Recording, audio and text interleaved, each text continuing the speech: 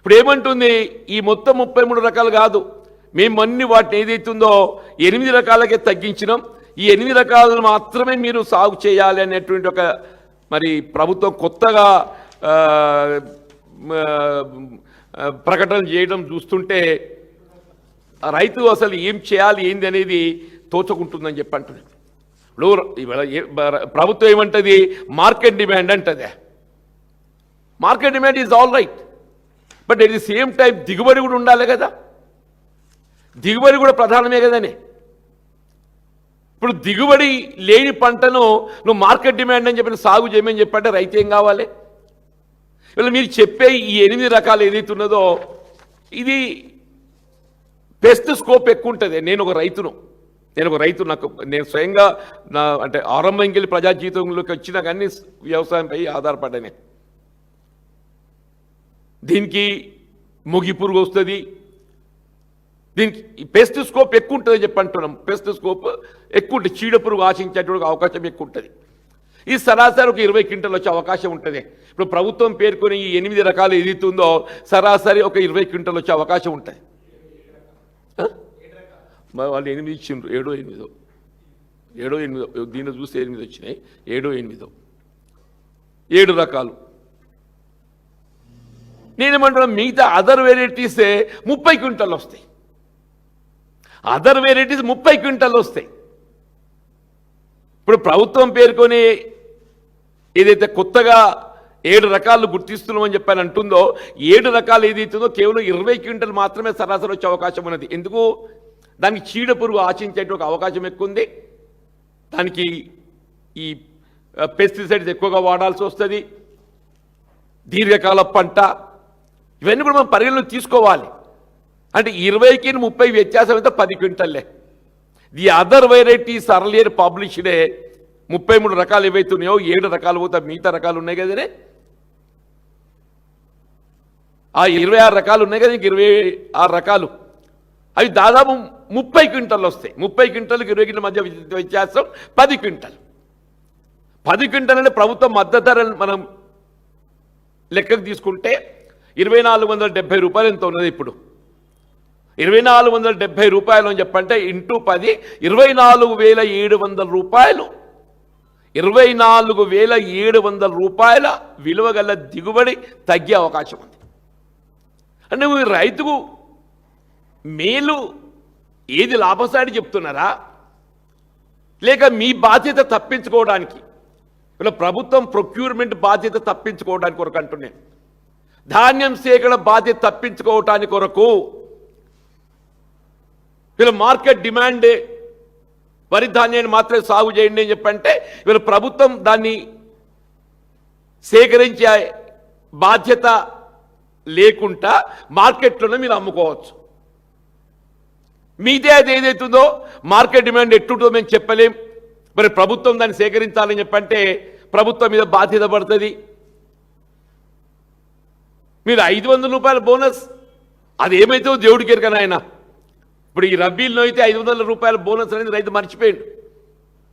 ఈ రబ్బీలో వరి ధాన్యం ఏదైతే సాగుపై వీళ్ళ రాహుల్ గాంధీ గారు వరంగల్ డిక్లరేషన్, ఇవాళ మీరు ముందు మొత్తం అన్ని రకాలను తర్వాత సన్న రకాలన్నారు, ఏదున్నా ఈ రబ్బీల్లో అయితే అసలు మొత్తం 500 రూపాయల బోనస్ రైతు మర్చిపోయాడు. అసలు ఈ ధాన్యం సేకరిస్తే చాలా అనే కాడికి వచ్చి పడ్డదని చెప్పి అంటున్నాను.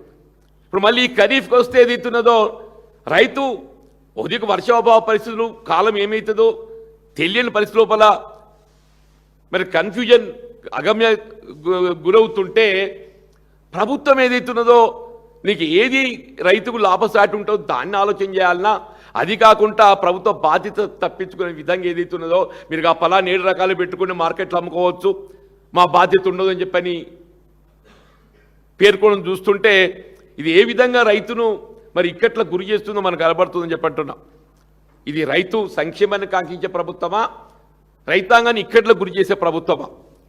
మీరు గత ప్రభుత్వం ఏదైతుందో ఆనాడు కేసీఆర్ గారు 10,000 ఇస్తే రైతు బంధు మేము 15,000 ఇస్తామని చెప్పిన నేను కూడా ఆనాడు వరంగల్ డిక్లరేషన్లో నేను కూడా భాగస్వామిని అని చెప్పి అంటున్నాను. 15,000 కాదుగా అసలు 10,000 మాయమైపోయినాయి అంటున్నాను. మొన్న పంటకు ఏదైతుందో ఆరంభం చేసి 2 ఎకరాలకే పరిమితం చేసిండ్రే, 2 ఎకరాలకే పరిమితం చేశారు. అంతకుముందు 3 ఎకరాలు పరిమితం చేసిండ్రు. అంతకుముందు అసలే మోసం చేసిండ్రు. మరి ఇప్పుడు రేపు మళ్ళీ ఖమ్మంలో ఆరంభింపజేస్తామని చెప్పి అంటుండ్రు. మరి ఖమ్మంలో ఆరంభింపజేయబోయేది మరి ఏ రకంగా ఇస్తారు? నేనేమంటున్నా, గతం లోపల గత ప్రభుత్వం కంటే మెరుగైన రీతిలో మరి ఆనాడు కేసీఆర్ గారు 10,000 రూపాయలు ఇస్తే మీరు 15,000 ఇస్తున్నారు. ఇవాళ రైతు కష్టాలలో ఉన్నాడు. రైతు ఇవాళ కష్టాలలో ఉన్నాడు. పంట సాగు ఏదైతుందో ఇవాళ ఇక్కట్లు ఈ వర్షాభావ పరిస్థితులతోని సమస్యలు ఉత్పన్నమవుతున్నాయి. ఇవాళ కనీసం ఈ ఖరీఫ్లోనైనా ఏదైతుందో రైతు భరోసా ఎకరా 15,000 సంవత్సరానికంటే 7,500 రూపాయలు ఎకరా చొప్పున మొత్తం ఏకమొత్తంగా మీరు రైతుకు చెల్లి సాధారణ కొంత ఊరట లభిస్తాయని చెప్పి అంటున్నాను.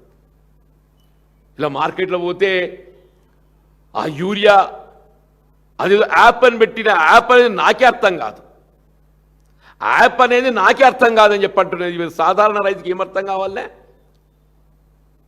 దేశంలో ఎక్కడ లేని విధంగా మరి ఒక తెలంగాణ రాష్ట్రంలో యాప్ ఎందుకే? దేశంలో ఎక్కడ ఏ రాష్ట్రంలో యాప్ అనేది లేదు. అంత కుల్లం కుల్లా ఏదైతుందో మార్కెట్లో అందుబాటులో లభిస్తున్నాయి. రైతుకు ఏదైతుందో అవసరమైన ఎరువు బస్తాలు కొనుక్కొని పోతుండే. ఇలా మొత్తం కాంప్లెక్స్ 30% పెరిగింది, 30% పెరిగింది. నువ్వేదైతున్నదో మరి నీ ఉద్దేశం ఏంటో, నీ ఆలోచన ఏంటో తెలుస్తలేదు. వీళ్ళ కనీసం రాష్ట్రానికి రావాల్సినటువంటి ఒక ఎరువు కూడా నువ్వు ఏదైతుందో మరి మంజూరీ పొందలేకపోతున్నావు అని చెప్పంటే ఎంత అసమర్థ ప్రభుత్వం, దయచేసి ఆలోచన చేయాలంటున్నా. రాష్ట్రానికి కావలసినటువంటి ఎరువులు కూడా నువ్వు మంజూరీ అలాట్మెంట్ పొందలేకపోతున్నావు అంటే ఎంత అసమర్థ ప్రభుత్వమో దయచేసి ఆలోచన చేయాలని చెప్పండి. గతంలో ఎప్పుడూ ఇటువంటి ఒక పరిస్థితి ఉత్పన్నం కాలేదు.